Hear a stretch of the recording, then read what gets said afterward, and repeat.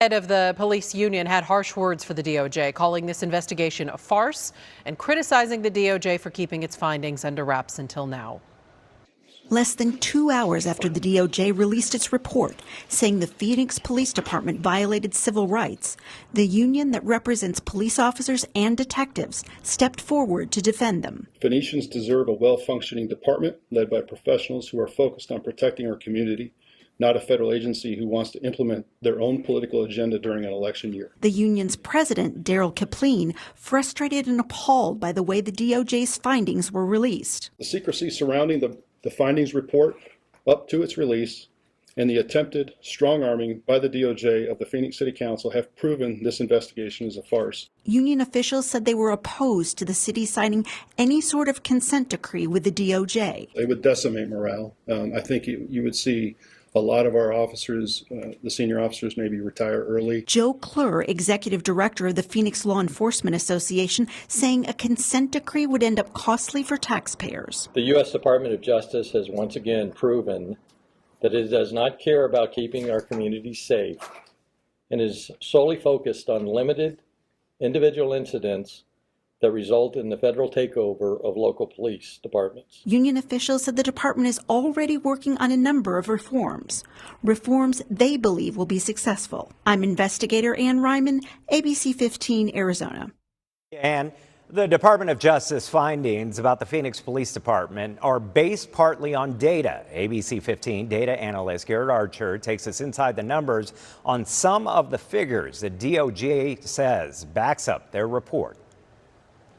Let's dive right in. In their report, the DOJ says that they believe the Phoenix PD uses excessive force as well as unreasonable deadly force. They use this to back that up, saying the Phoenix police typically have more than 20 officer-involved shootings each year, high for a big city police department. And since 2018, the ratio between fatal and non-fatal police shootings is at or near a 1-to-1. In fact, when you combine all of these together, it's 75 non-fatal to 74 fatal shootings. So basically a 1-to-1 ratio. Phoenix PD is also accused of over-policing people experiencing homelessness. The data looked at by the DOJ says that homeless Phoenicians make up less than 1% of the population, but they make up 37% of the department's citations and misdemeanor arrests. As an example, they say one man came into contact with the police 97 times between 2018 and 2022 and was cited at least 20 times in just 1 year alone. Another much larger population the department is accused of over-policing is Phoenix's minority residents. To back this claim up, they cite data showing minorities are disproportionately cited or arrested for low-level offenses. Hispanics were 14 times more likely to be cited for improper window tinting compared to whites, 8 times more for squealing tires, and 7 times more for improper tags. In their wording, the DOJ says that black drivers have it worse, saying that they are cited 144% more than whites for all low-level moving violations. For Hispanics, it's 40%. And for school zone speeding, black drivers are cited or arrested at almost double the rate, while Hispanics, it's 51% more. With a look inside the numbers, I'm Garrett Archer, ABC 15, Arizona. Along with all the internal interviews with Phoenix Police, the Department of Justice listening and speaking to the community, interviewing them as well in all of this. ABC 15 investigator Nicole Grigg live outside Phoenix PD headquarters for us tonight. Nicole? Yeah, Katie, it has taken years to get to this point. I actually spoke with a man who was interviewed by the Department of Justice. He said that was a meticulous process, and he said that the DOJ understood that there was just so much data and so much information out there that they, the things that they had been claiming in their communities for years. I can't say shocked. Just outside Phoenix Police headquarters, I can't say wowed. Kenneth Smith reacting I can't say that we were surprised. to the findings by the Department of Justice. I can say that it's about time that the bombshell hit and that everybody can see it. You're out there now. So now what are you going to do about it? He was interviewed by investigators. What did you express to the DOJ? We want them to show real action.